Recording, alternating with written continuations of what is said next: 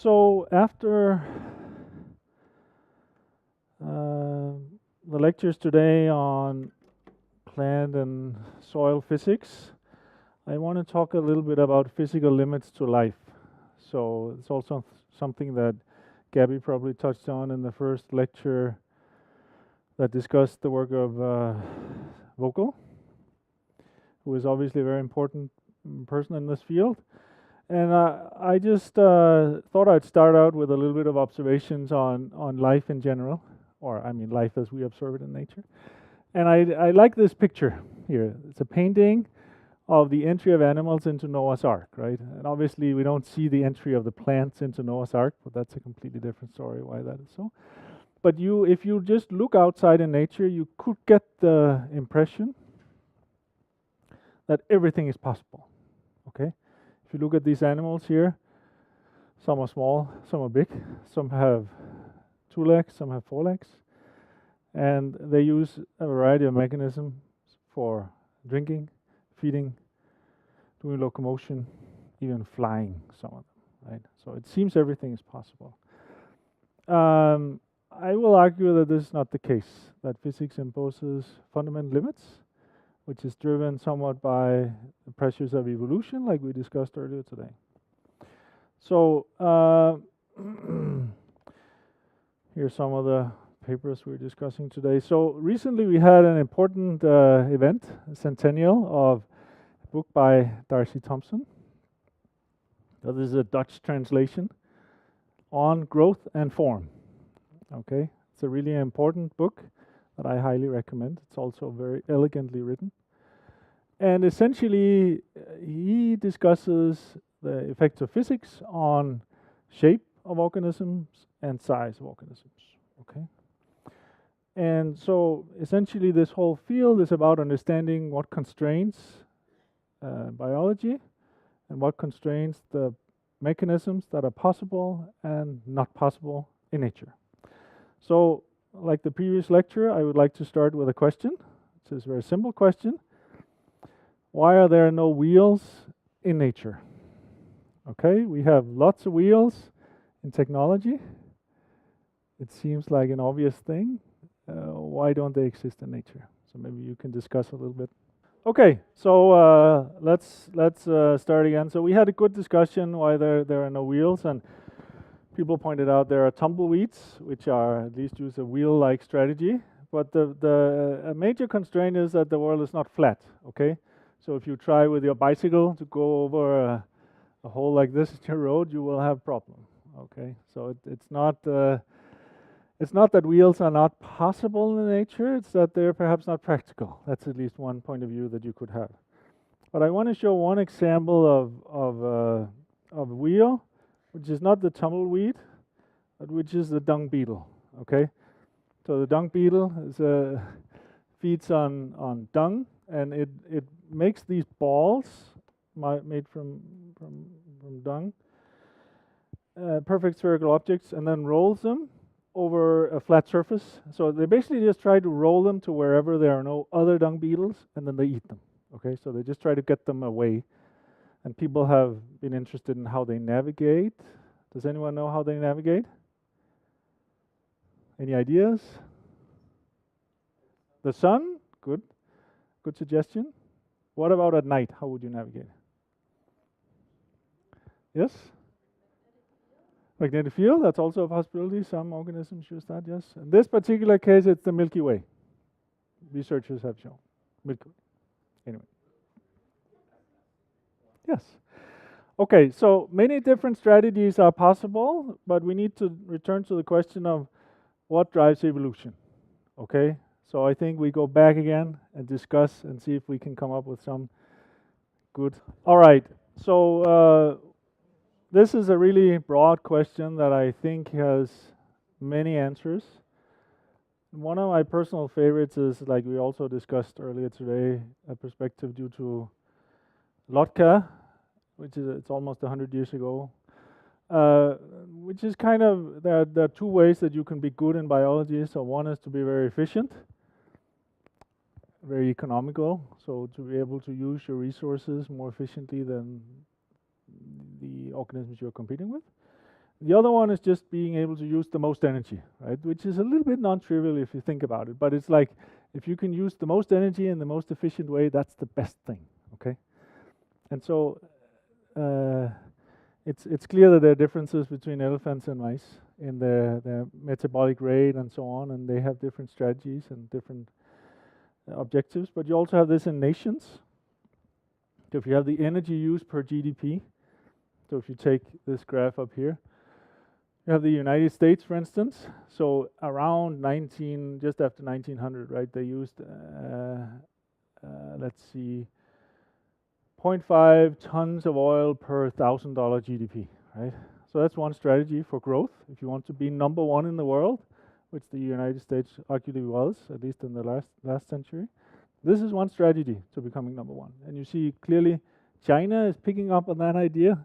So from the 60s on, roughly, they have spent the most energy per GDP, right? So GDP is roughly like how much the production of your country. So one strategy for nations, at least, is just to use most energy. Okay. So the energy efficiency, I personally think, is a really important factor in life and in society. And so I want to start by talking about a particular problem, which is the size of living organisms just in general. Like what could possibly set this limits to size, right? And so one fascinating story is that most single-celled organisms, so bacteria for instance, tend to be quite small. Okay, so there are no like giant bacteria. There are some algae that are single-celled that can get to centimeter size, but that's about it. And so to understand why they are relatively small, I just want to talk briefly about how they feed. Okay. So the idea how they feed is a diffusion process. So suppose you are bacteria, you're sitting inside the soil that we heard about earlier, and you have to feed somehow. Okay, and food is far away, it's evenly distributed. So I have my bacteria, it's this red dot. Then I have ample food supply, infinitely far away. And I'm very good at eating, so I can keep the concentration of my food 0 here. And I can keep the concentration of food very far away, constant as well. Then I can think about how much food can I take up as a function of how big I am. Okay? So we need to solve this diffusion equation again, so that we talked about this morning. So it has concentration can change in time. You can have changes in transport due to velocity field, so things being moved around by liquids. And you can have diffusion. In this case, we're interested in the case where everything is steady, so there's no time evolution. The case where there's no flow. So we just have to solve this equation. The Laplace operator on the concentration is equal to 0 with these boundary conditions. And so if we assume that a bacteria is approximately spherical, we just get this equation down here. All right. So let's look at what the solution is. So the solution to this particular diffusion problem is this profile. So concentration is C0, infinitely far away, and 0, very close to the or at the surface of the bacteria. And basically what we get, you take this concentration, and then we have to basically integrate the flux over the surface of the bacteria. That's how much it can take up. Okay, so I have my flux, which is the gradient of concentration multiplied by diffusivity. And so the diffusive flux here scales with diffusion coefficient. So the faster the diffusion coefficient, the more I can eat. It scales with the concentration. So the more food available, the better. And then it scales with the radius of the bacteria, and then the position that we are at. Okay, so if I evaluate this at the surface of the bacteria, I get this expression. So we have some geometric factor, diffusivity, concentration, and then the radius of the cell. Okay, so it's not the surface area of the cell, it's not the volume of the cell, but it's just the radius of the cell. And this is a big problem, because if I double my size, double my radius, I can take up twice as much food, but my volume will grow by a factor of 8. Okay, so it's a bad thing to eat by diffusion. So essentially, I can take up this much, the metabolic rate. Let's suppose that it scales roughly with volume. So you say you have radius to the power 4, to the power 3, excuse me. So you get some diagram like this. So down here I have cell radius, and up here I have the uptake rate, right? So, and metabolic rate. So the uptake rate is this blue line, and metabolism is like this. So there is some critical size, which is set by the physical parameters here, above which you cannot go. And apparently for bacteria, this corresponds to a few microns in size. So if you just want to eat by diffusion, it's not possible to be any bigger.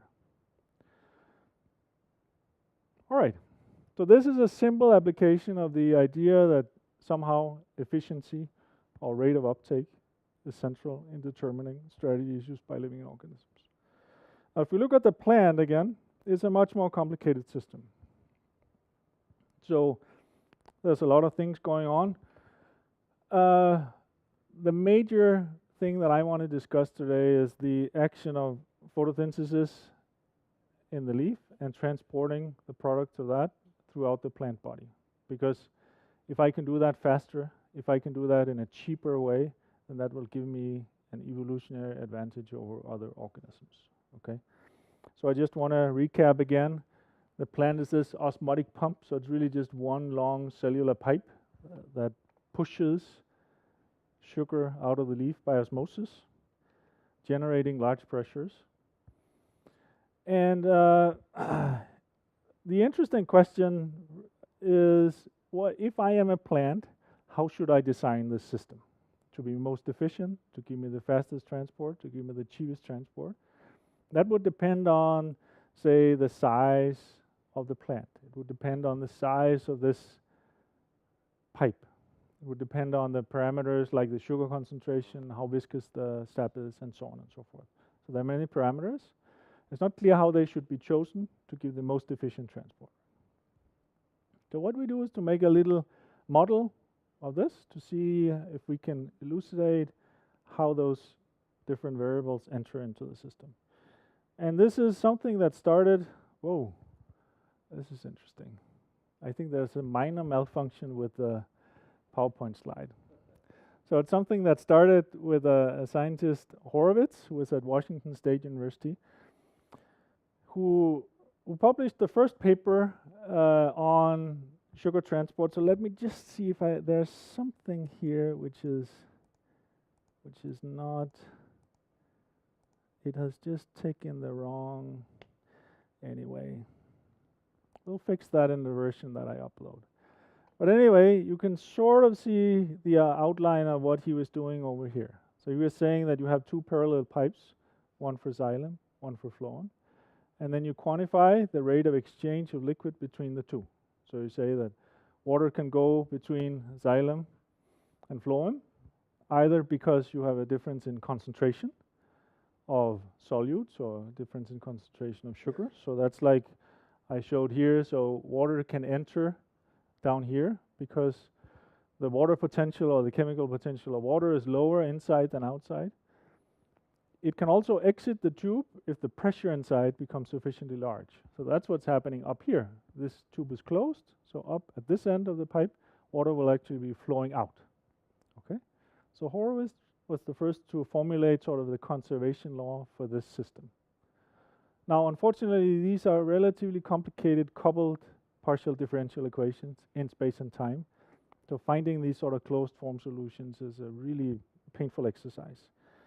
So a lot of progress has been made by using more sort of elaborate models of plants that are more phenomenological. So in the sense that you say, oh, I have a crown, it's consuming so and so much. I have roots, they're supplying so and so much water, I'm doing so and so much photosynthesis. Now the problem here lies in the number of parameters. So these tables that I show here describe the number of parameters needed to describe this model, and this goes on, okay? So there are many parameters needed. So it's difficult to formulate a good hypothesis that one can test in an experiment with this type of model. And this problem is best formulated by these Thorpe, Lecointe, and Minchin writing in functional plant biology a few years ago. They have their own model that they describe, and they themselves describe their own model in this way. The proposed model of flow and flow is moderately complex, with several detailed mechanisms described by parameters of unknown value. Complex models involving a large number of unknown parameters are an accepted part of theoretical physics and play an important role in the development of new ideas, for instance, string theory. Okay, so this is the level of complexity that we are allegedly at. But I hope that we can do a little bit better today. We don't need string theory to describe the flow. So what I suggest is to do like this sort of hydraulic resistance modeling.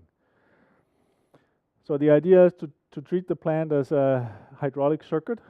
So up here in the leaf we have a resistance because water needs to enter the flowing pipe.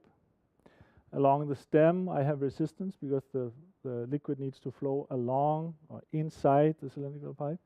And down in the root you would have the equivalent of the leaf, water or sugar, sap needs to exit the flowing pipe again. Now some of the sap will not go all the way, so some of it will go only halfway, but like the average transport system is still set by the size of the plant. Okay, so what we can do is to say, well, the resistance in the leaf is basically inversely proportional to the surface area that I have available. So if I have big pipe, a long leaf, I have a lot of surface area to do the sugar loading, and becomes very easy for liquid to flow in and push out of the leaf. Okay, so that's the radius R, the length of the pipe in the leaf, and the LP is a permeability of the membrane. So basically the bigger all these numbers here are, the easier it becomes to flow in. So the resistance to flow in the leaf becomes very low.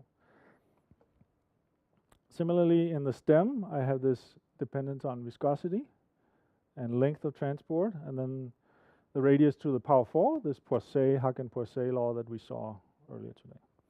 So if I put these two together, I say the total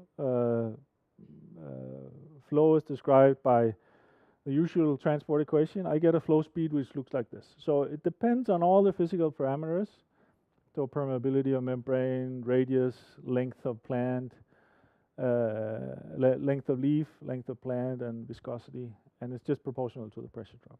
Okay. So this formula has some interesting properties.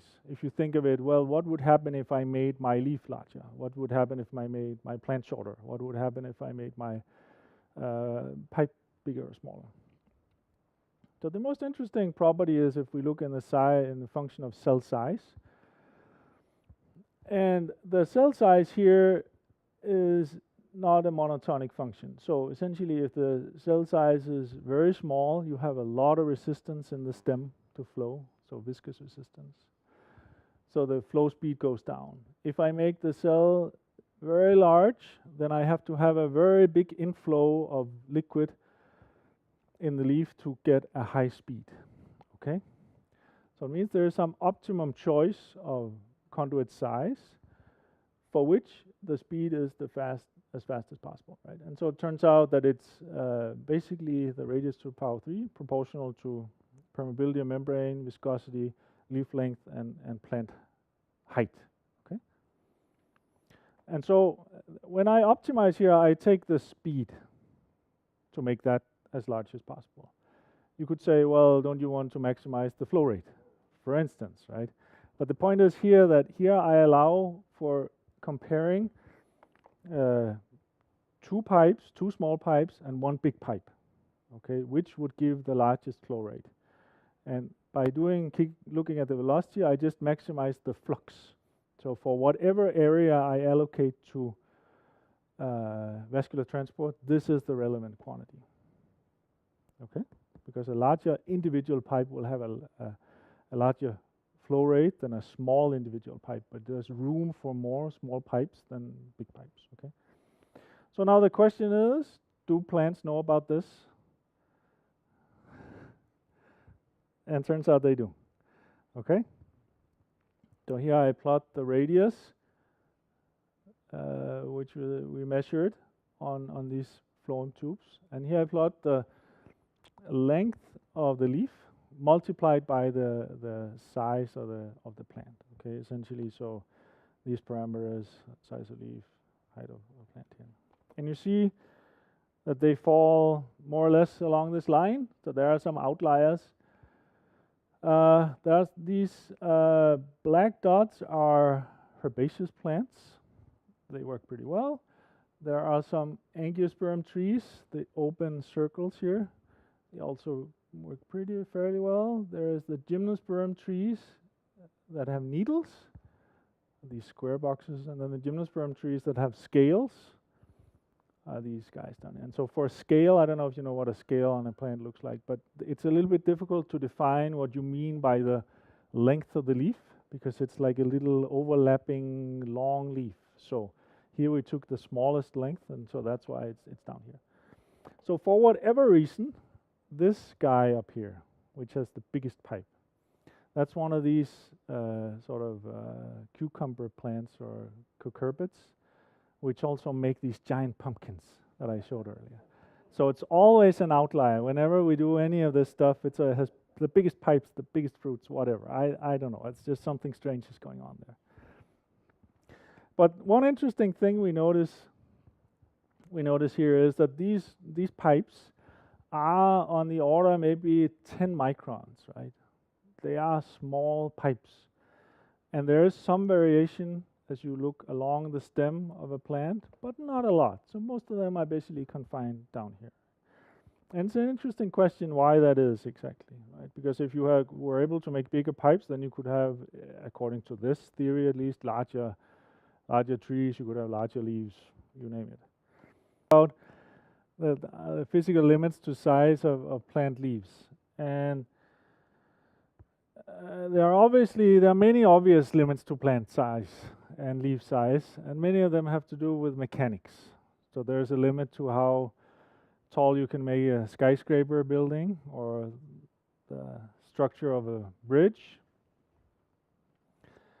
And these are all fundamentally physical laws, right? And many people have thought about the size of leaves, and I hope that we have some new perspective on this, which is related to transport and not mechanics. But I want to give a really quick review of saying, like, who was the first person to actually think about this, okay? And it's not Leonardo da Vinci. It's much earlier. So the first person, at least to my knowledge, is this guy, Theophrastus, who wrote a book, Inquiry into Plants, which is a beautiful book. It's very well written, highly recommendable. And it also contained some minor works on odors and weather science. So back then you could do pretty broad research on your stuff, right? And this book is inspired by, so Theophrastus was a student of Aristotle, and so Aristotle wrote the book on animals. So then that was taken, so he had to do then the book on plants. Okay, so you have to go one step down. He's also most famous perhaps for his book on human characters. So he has a nice, highly recommendable book on that. Anyway, so he writes about, so I don't know if any of you know the Greek, but I put the English translation just in case. And you can go back and read this in detail later on. So I actually have one of my students who's Greek check the translation of this particular piece, and it's okay. Okay, so but he remarks that there are many differences between leaves in their size, their number, their shape, their width, their roughness, and the way that they're arranged on the plant. And then he has a statement about all the differences, and then he says, these are all the differences there are. Okay, so problem solved. So now the question is, if we just look at the size, what is the spectrum that we actually have? Okay, and so that's what I tried to make in this plot. So we collected data from some 2,000 species of trees. And I just plotted here as a function of like how large the total organism is. So here you have height of the plant, height of the tree. In this case, these are all angiosperm trees, so flowering plant trees. And then I plot like the diameter of the leaf. Okay, and so diameter is just the longest distance you can measure on any given leaf. And so the spectrum looks like this. So there are lots of trees that are down here between like 10, 20 meters. that have leaves that range from 1 centimeter up to about 1 meter. Okay, like so some palm trees have leaves that are about 1 meter in size. But as you go up in height of plant, the spectrum becomes more and more narrow, right? And this is not just because there are fewer species, because obviously up here, if you want to make statements about 100-meter tall trees, you have one species, right? So you have problem in making general statements. But this trend is not only due to the fact that there are fewer individuals up here. So the clear observation we have here is that there are some forbidden regions. So it's basically not allowed to be very tall and have very small leaves. It's not allowed either to be very tall and have very large leaves. Okay, and so I wanted to understand the reason why this is.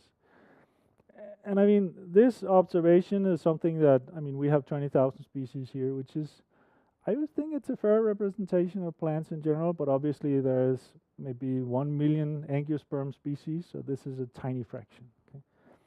So some people more recently looked at sort of a more global spectrum. So there's a paper in Nature from last year, of plant form and function. And they have, let's see, plant height for almost 25,000 species.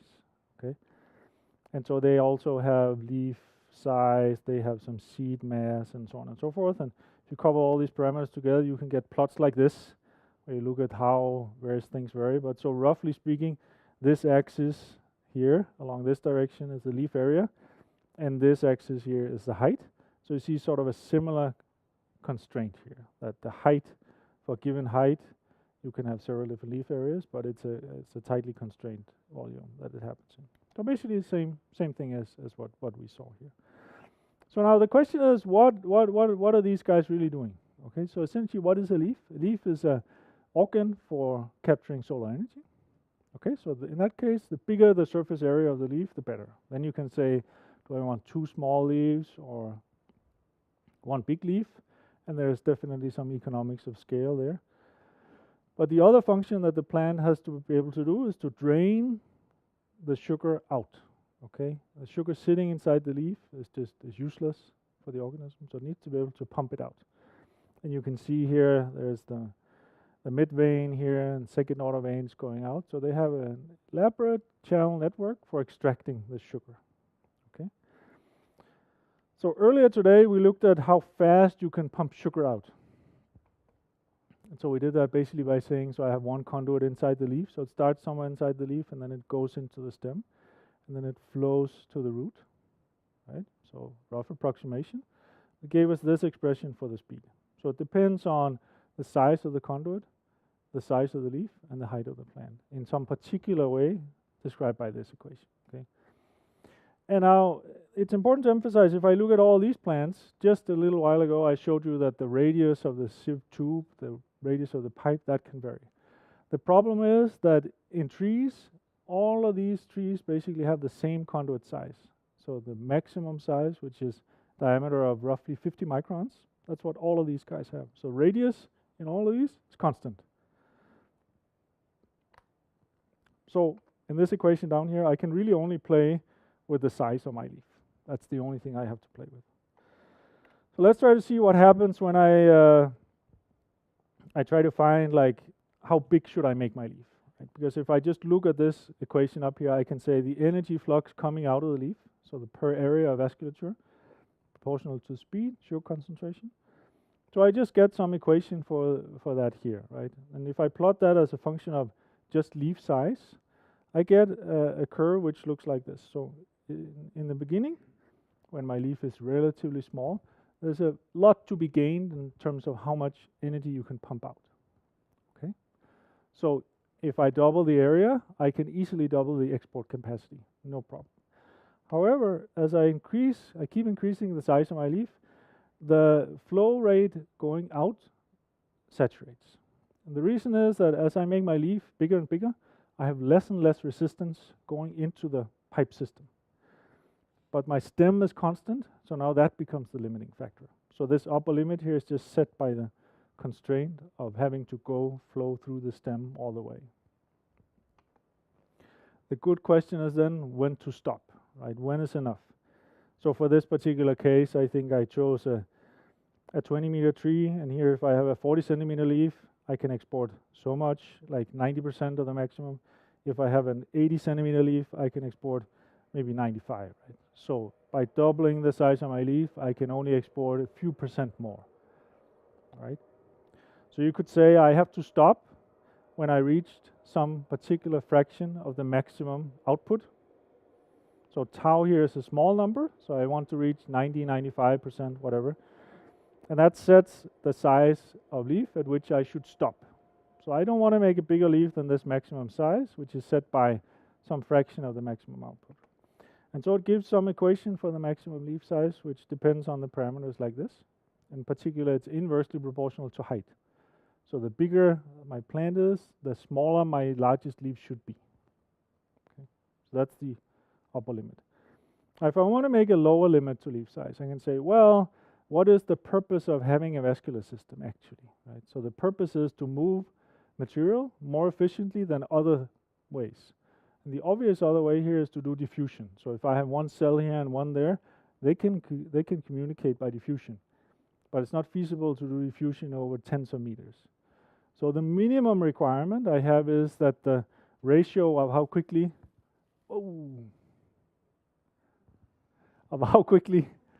I can do flow to how quickly I can do diffusion, it has to be bigger than 1, right? Otherwise, it would not make sense to make a vasculature in the first place. Okay? We call this the Peclet number. So the ratio of how quickly you do advection, you go with the flow, to how quickly you diffuse. Peclet number. It has to be bigger than 1 in this case.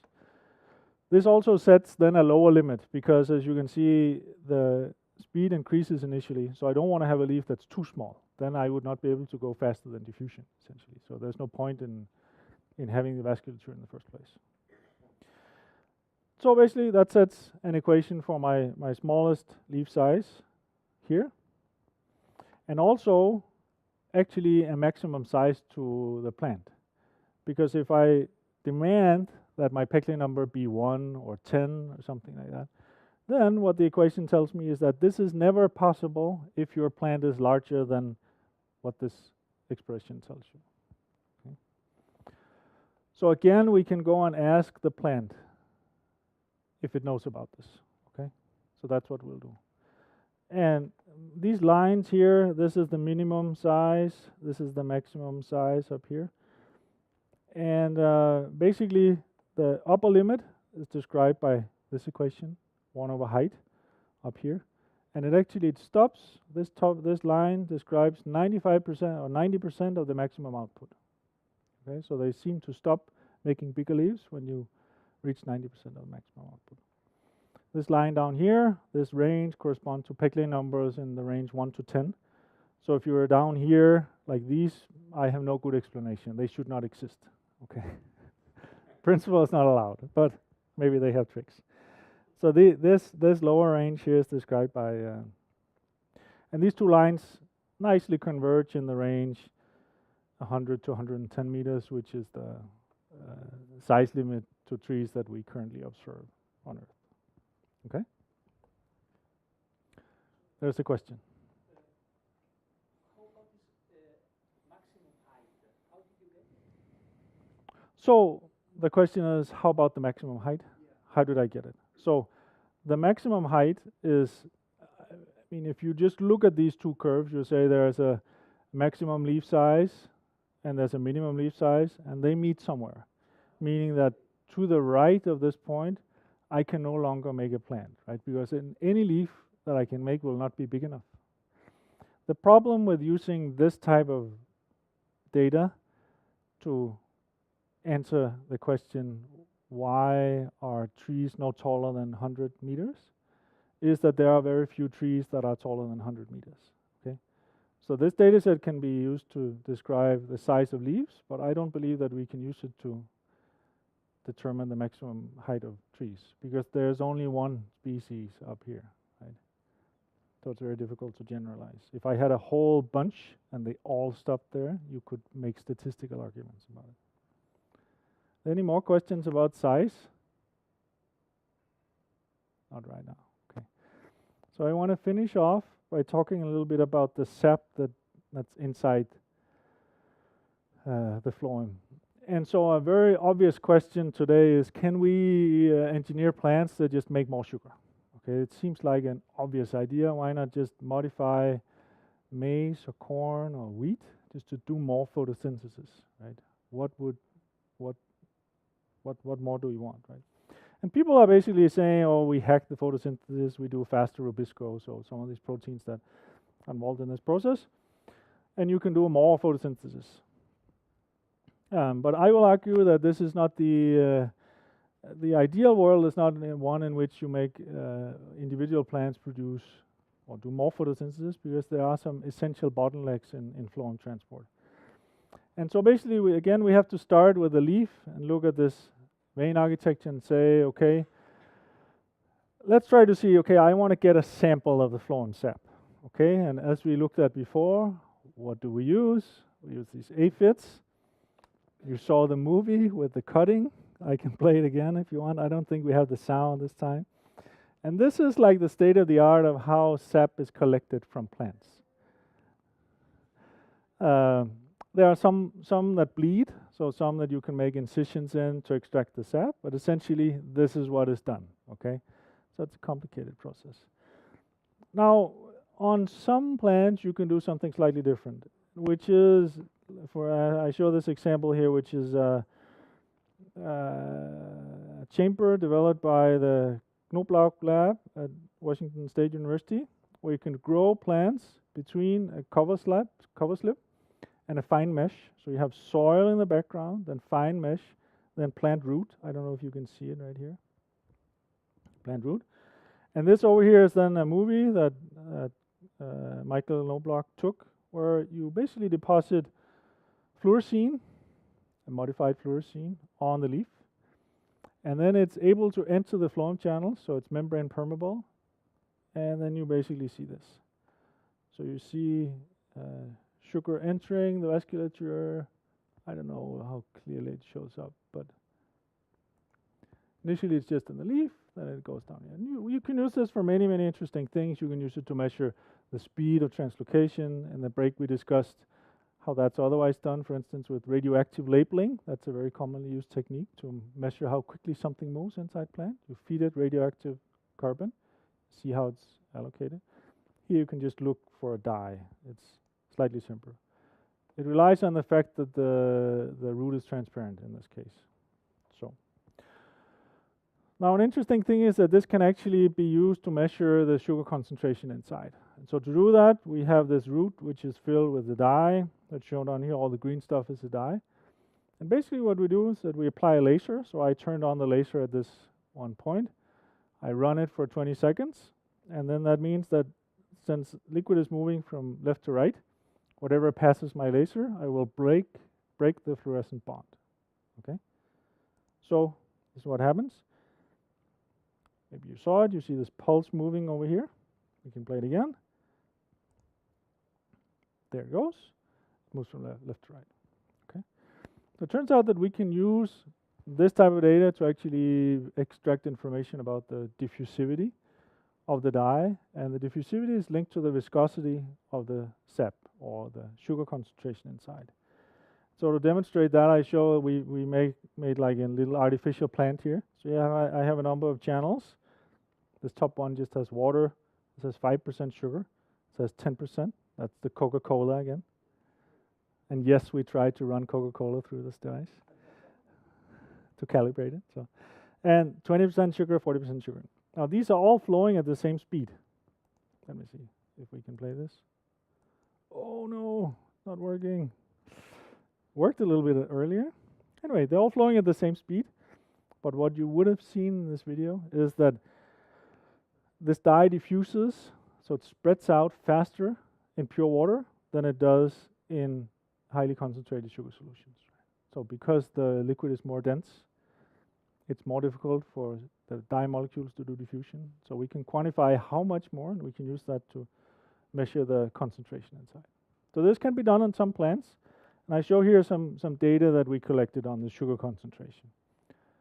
So again, the question we're trying to answer is it a good idea to supercharge photosynthesis, to supercharge phloem transport? And these are some 50 species, and this is the sugar concentration. So down here at 10%, we have the Coca-Cola level down here, and this up here at 60%, that's maple syrup level, right? So we have broad range in between. And I'm just numbering the species here. I sorted them according to concentration. So I'll go into detail with what some of them are in a moment. But there are two groups. So one called active phloem loaders. So active loaders can actively accumulate sugars inside the phloem.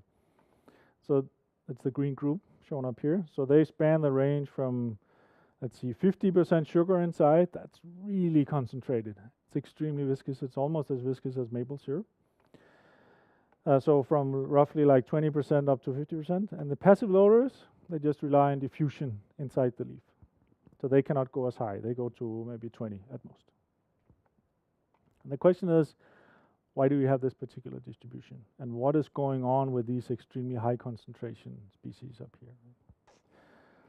So if we think of this sugar flow again as a pipe flow, we know that the volumetric flow depends on geometry, radius, length of pipe, pressure difference, and then it's inversely proportional to viscosity. Okay. Now the sugar mass flow, so how much energy I can actually transport, that's the flow rate multiplied by the concentration. So it's this whole factor here multiplied by concentration. And you see there's, in the final expression for the flow down here, I have a term which only depends on geometry. Then I have something which depends on concentration divided by viscosity. Now the viscosity of solutions of small molecules basically don't depend on which molecule it is. So down here I show for some different types of sugar, sucrose, glucose, fructose, which are all, I mean, sucrose is the most abundant in plants, but these all occur. Also have small ions. Essentially it's the same curve if you plot it as function of just mass fraction. Okay, concentration in terms of mass fraction here. Viscosity divided by this. So essentially what I need to do is I need to take concentration divided by this curve. Okay, and that looks like this. So at around 20-something%, 23%, I get the most for my transport. So if I increase the concentration higher than this for constant pressure drop, I will actually transport less. And what you find is that most of these species, they sit sort of within this envelope. Okay, but there's something seriously going wrong with these guys out here, right? They're really underperforming in the sense that they have very high sugar concentration, but they could potentially transport more if the sap was more dilute.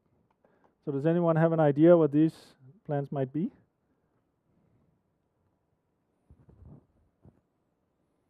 Is it the cucumber? Obvious. No, it's not the cucumber. Maple? Don't let me get into maple syrup. That'll be a different time. No. Sorry? Aloe plants? That's a good suggestion. Not to my knowledge. They're not particularly concentrated. Yes? Also a good suggestion? Yes? So the answer is that these guys are actually crops. Right? So they are not natural. They have been selected, engineered by humans to do as much photosynthesis, to accumulate as many seeds, as large seeds as possible. And one consequence of that selection has actually been that we have supercharged the transport system already now too much. So if we invest in even more photosynthesis for these guys, they'll just move even further out here.